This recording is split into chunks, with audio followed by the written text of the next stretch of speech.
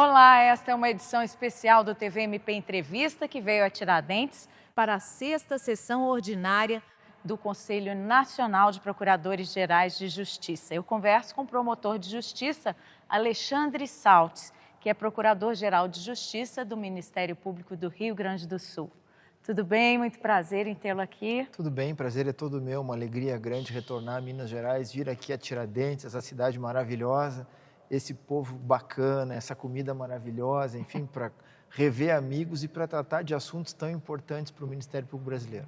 Verdade. No CNPG, o senhor coordena o Grupo Nacional de Meio Ambiente e Mudanças Climáticas, né? Isso. O Rio Grande do Sul passou por uma tragédia sem precedentes, né? E eu queria saber o que as instituições, o poder público e o Ministério Público têm feito para que coisas como essa não se repitam. Olha, eu sou promotor titular da Promotoria do Meio Ambiente da capital, em Porto Alegre. Trabalho com direito ambiental quase que minha vida toda a minha carreira. Leciono direito ambiental e aquilo que nós tratávamos na academia como o direito do risco, a prevenção, a precaução, infelizmente acabou virando dano. Tudo aquilo que nós dizíamos que poderia acontecer, aconteceu, né? Quando o Ministério Público era acusado muitas vezes de ser sensacionalista, enfim, criar situações para sustentar teses jurídicas, o Rio Grande do Sul é testemunha disso. Há muito tempo que nós dizíamos que as mudanças climáticas vieram para ficar e o nosso estado, até pela posição geográfica que ele ocupa, ele tem uma propensão a isso. Nós tivemos, nos últimos 2 anos, 4 eventos meteorológicos muito significativos. O mais impactante de todos eles foi a enchente de maio do ano passado, em que 82% da área do nosso estado, 82% do estado ficou rigorosamente embaixo d'água. Houve um colapso total de todos os sistemas, não havia aeroporto, rodovias estavam interditadas, enfim, foi aquela situação que a imprensa nacional bem retratou.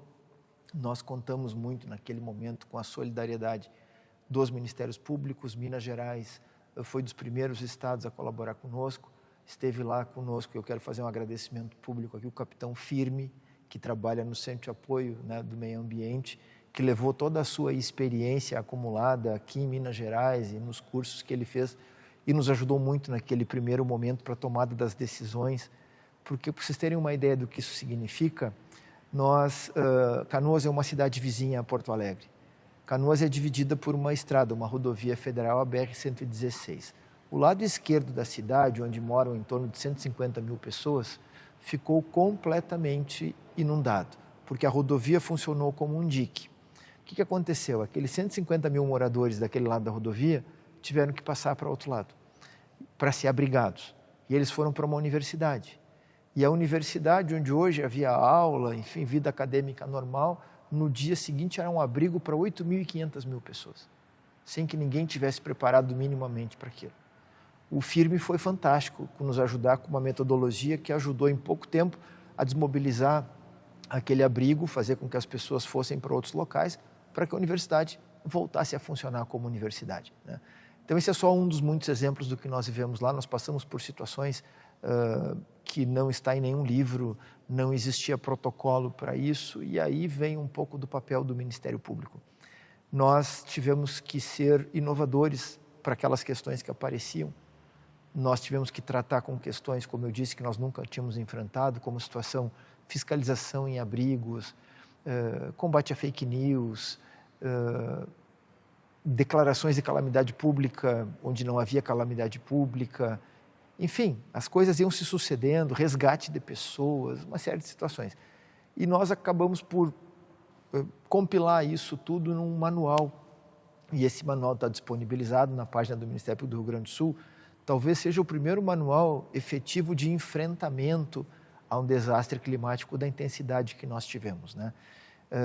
O CNMP tem material sobre isso, mas com regras gerais. Nós acabamos vivendo a realidade e vimos que aquelas regras gerais, elas ajudam, mas elas não enfrentam todos os problemas.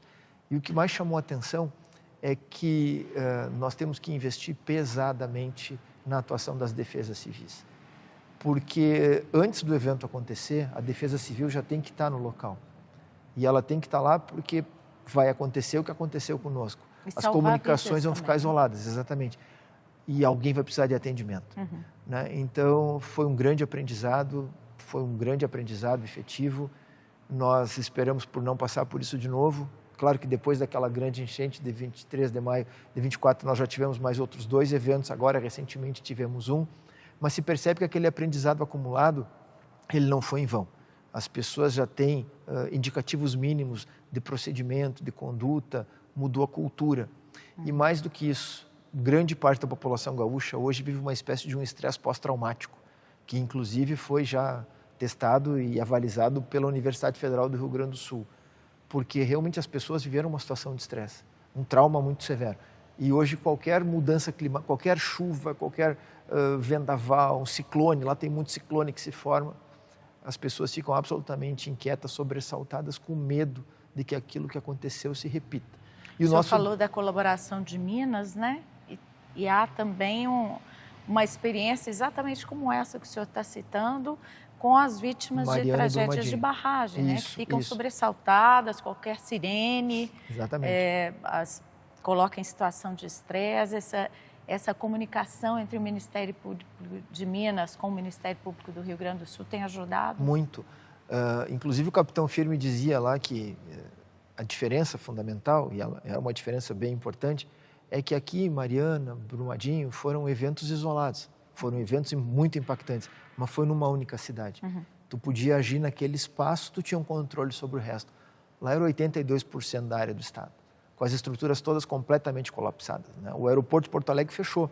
A única porta de entrada aérea era a base aérea em Canoas. Enfim, foi bem difícil, mas foi fundamental assim, o apoio dos Ministérios Públicos brasileiros. Minas esteve junto conosco e nós aprendemos muito com isso, e a partir disso é que veio a ideia, a necessidade de que o Conselho Nacional dos Procuradores Gerais tivesse também, numa comissão que já existia, que era de Direitos Fundamentais, um grupo específico para tratar disso, né, das questões ambientais e das questões climáticas. Que infelizmente vieram para ficar. No passo que estamos indo, essas tragédias vão se repetir. Exatamente. E aí, assim, eu com a história de promotor do meio ambiente, eu tenho uma certa frustração que eu vou compartilhar aqui com o nosso telespectador. A solução não será ambiental. Não, a solução para enfrentar esses grandes desastres, ela passa por uma grande cooperação entre a comunidade, ela passa por muita solidariedade, ela passa pela existência de protocolos claros de atuação preventiva no primeiro momento da tragédia e depois na reconstrução. E para isso também nós temos uma parceria importante que é de uma empresa que tem sede aqui em Minas Gerais, que é a Eicon, que é parceira do MP daqui em Mariana, Brumadinho, e eles foram, né, por intercessão do Ministério Público daqui, nos ajudar.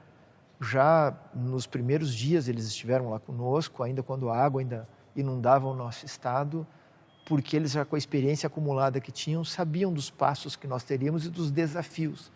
Nós avançamos para a celebração de um termo de cooperação com eles e graças a esse termo de cooperação, eles estão ajudando o Estado do Rio Grande do Sul, através do Ministério Público, a formatar os primeiros planos de contingência para o enfrentamento de desastres climáticos, né?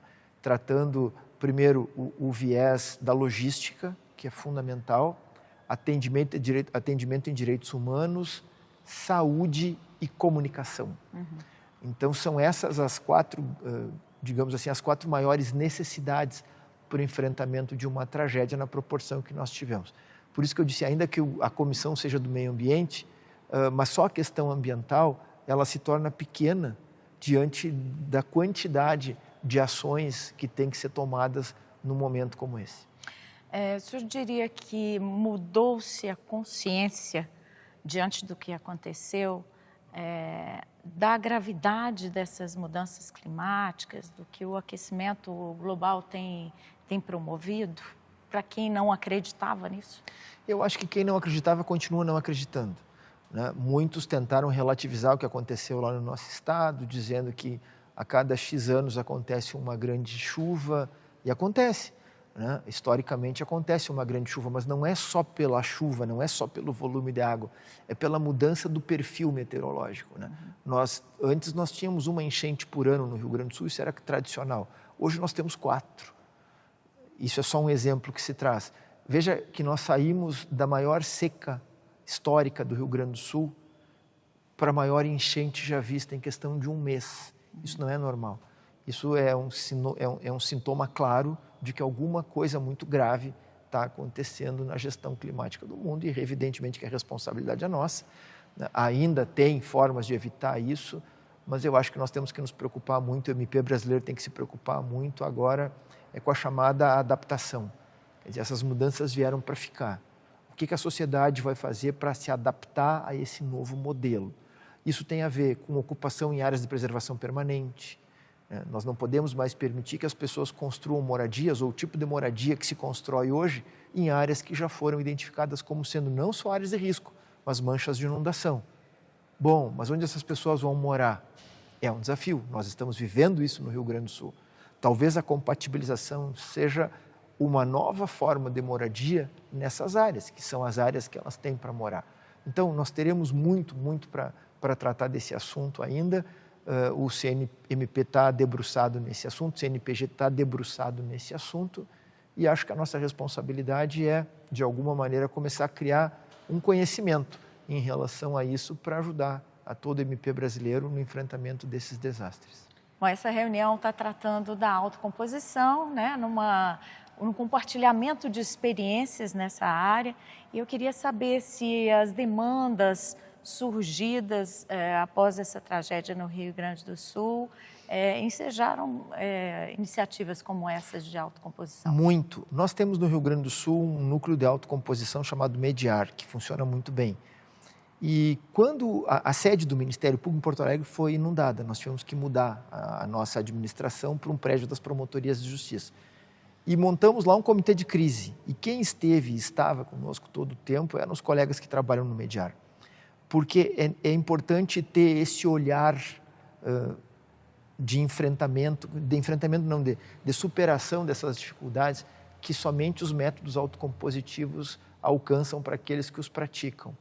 Nós tínhamos dificuldades enormes de fazer essa ponderação, ou essa equalização entre as pessoas que perderam tudo e que estavam em abrigos, entre as pessoas que esperavam uma atuação do poder público, mas ao mesmo tempo estavam revoltadas com o poder público porque diziam que estavam naquela situação porque o poder público havia falhado nos mecanismos de proteção e prevenção. E o nosso Mediar foi fundamental para que isso acontecesse. Nós visitamos abrigos, nós visitamos municípios, nós criamos uma cultura dialógica que inclusive funcionou muito internamente.